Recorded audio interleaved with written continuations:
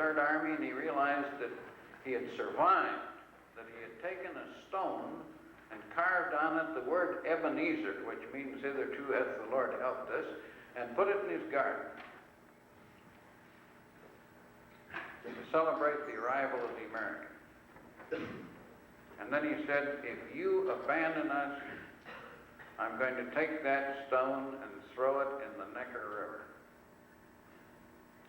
Then I realized, of course, what an enormous responsibility we had toward other people as well as toward ourselves to make this truly a land with brotherhood from sea to shining sea.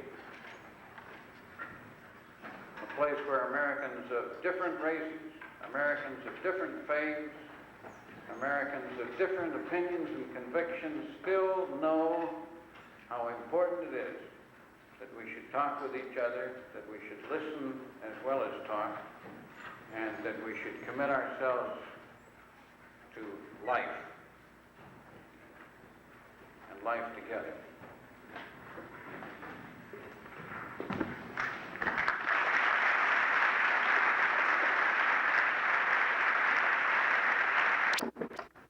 We extend our grateful thanks, not only to the panelists, but particularly to Alan Littell and to Franklin Littell.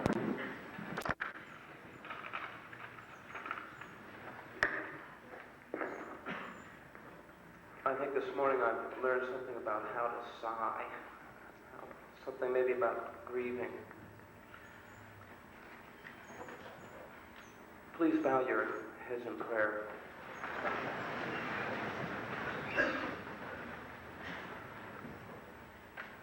Almighty God, grant us the sensitivity never to be casual about injustice.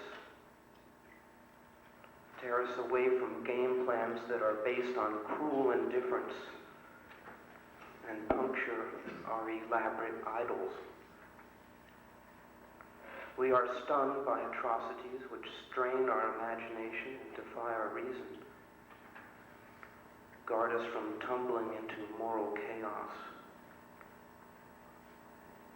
We sit almost speechless before traditions that have sanctified self-serving bigotry.